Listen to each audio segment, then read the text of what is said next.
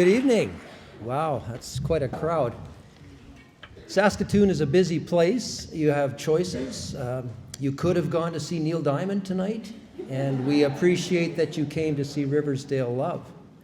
So let's pecha kucha. Now, I'm reading a book called Happy City by Charles Montgomery, and he says lots of what make people happy is relationships, and he shows how a city that has lots of chaos and tradition might be better at fostering this than a sanitized modern city.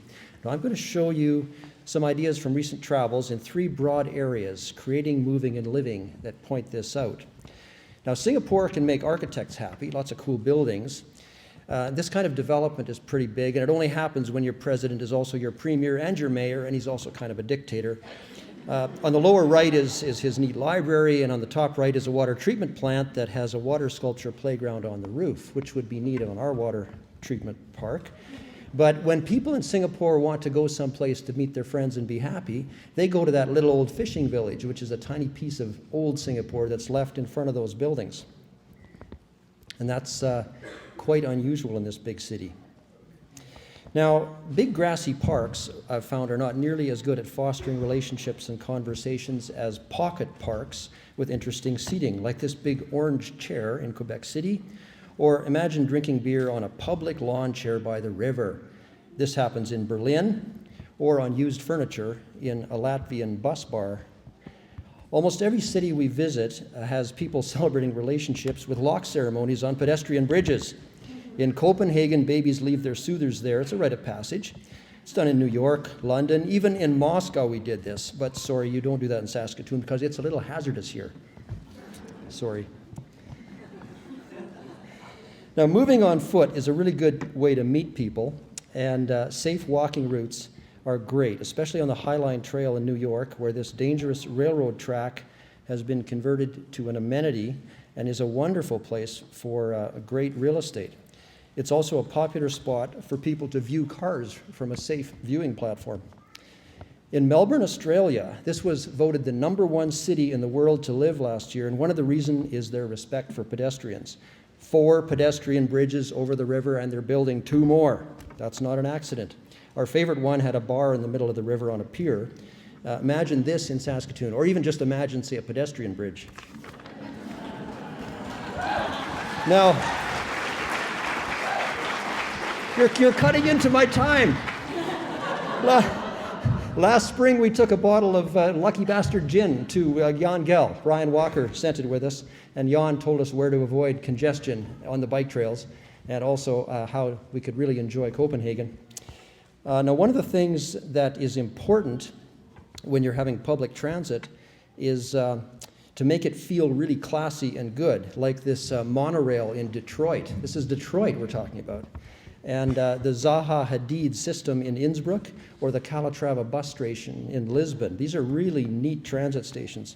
Now, you can take it to a completely other level, literally, in Medellin, where the city has been made great, partly by taking cable cars to the poorest areas of the city and combining these stops with beautiful public libraries that are designed by local architects.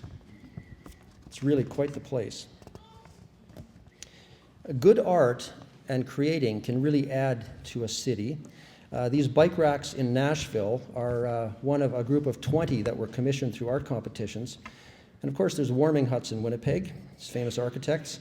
And we love the Janet Eckelman sculptures. They're giant fabric sculptures like the one in Porto, or the one on the lower right is in Phoenix, and it changes colors every night. It's over 300 feet long, and it's really quite beautiful.